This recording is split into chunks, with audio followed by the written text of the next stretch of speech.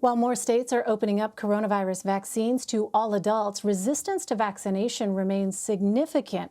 The CDC says that as of this afternoon, more than 95 million Americans have at least one dose of the vaccine. That includes 72% of people over 65 and more than a third of the adult population. CBS News Deputy Director of Elections and Data Analytics, Kabir Khanna, joins me now. Hi there, Kabir. Good to see you. So first, what do we know about those most hesitant when it comes to getting a vaccine? Nice to see you, Elaine. So yes, as you've noted, there's still a substantial segment of the U.S. public that remains at least hesitant about getting vaccinated, even as the actual vaccination rates have ticked up.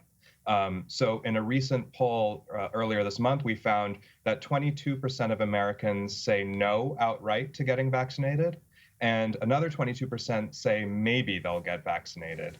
So you add those two groups together, and that's about 4 in 10 Americans who are at least hesitant. They're not jumping to book that appointment.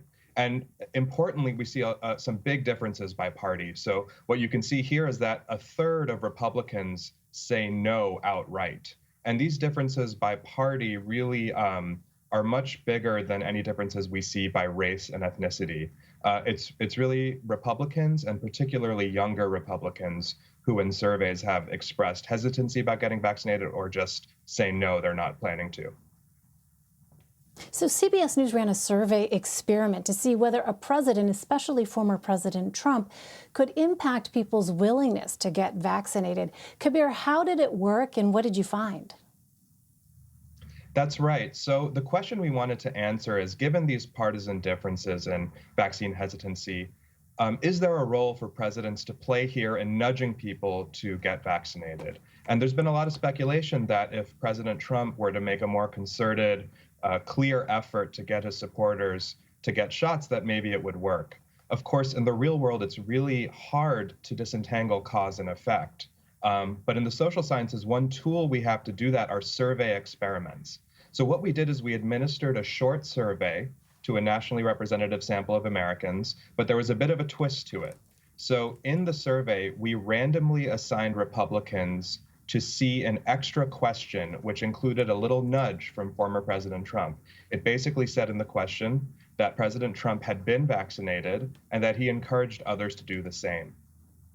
And what's really important is that because we randomly assigned people to this extra question, we can pinpoint that any subsequent change in their attitudes was due to that information and not something else, not an extraneous factor.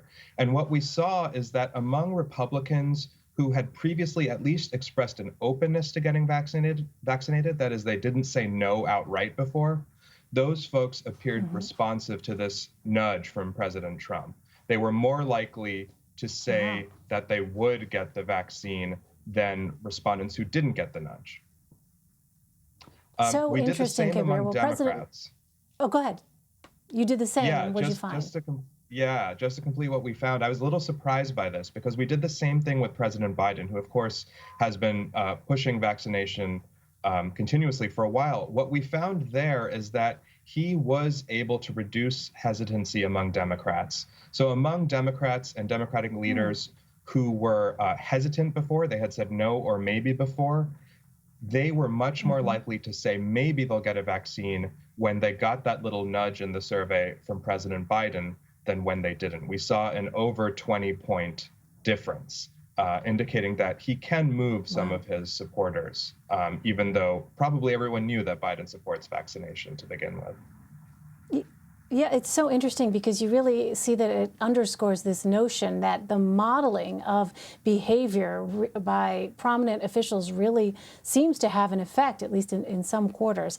Kabir, President Trump got his vaccine, as we know, privately, while every other former president did it publicly. And Mr. Trump has voiced his approval for the vaccines. Is that message reaching his supporters? So in this short survey, one of the questions we asked is among Republicans and Republican leaners, how much have you heard about President Trump getting vaccinated and encouraging others to do the same? He's really only done so sporadically in a speech and some media appearances. Well, it turns out that lots of Republicans haven't heard about this. 11% of them say they've heard a lot about it.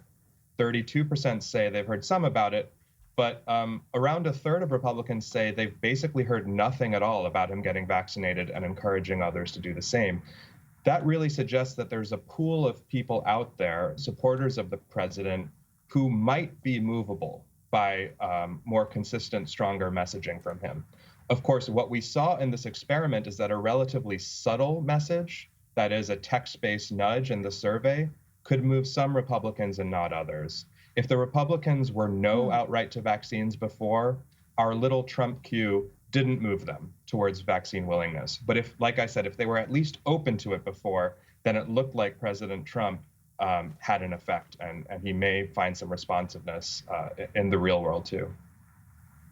So bottom line this for us, Kabir. I mean, overall, what are people taking away from the findings? What is it that should be done to encourage people to get vaccinated?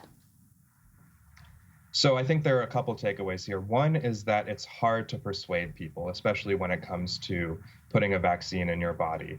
However, our experiments suggest that there are groups of people who are responsive to presidential messages about this. Of course, people are receiving all sorts of messages, whether it's from media, friends and family, their community. But there is a role here for presidents to nudge people along this path towards vaccine uptake. But the other thing we found in this survey is that when we recontacted people from earlier in the month, a lot of Americans are changing their views, even in the absence of these presidential cues. So while most people, if they had said maybe before, they're still a maybe on vaccines. And if they had said yes before, they're still a yes. Well, some people have moved. And we see more movement from maybe to yes than from maybe to no, which I think is good news from a public health perspective.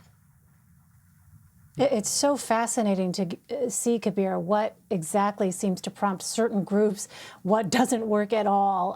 But the bottom line is the messaging really does, in fact, matter.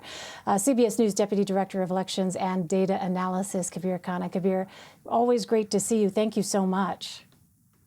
My pleasure. Thank you.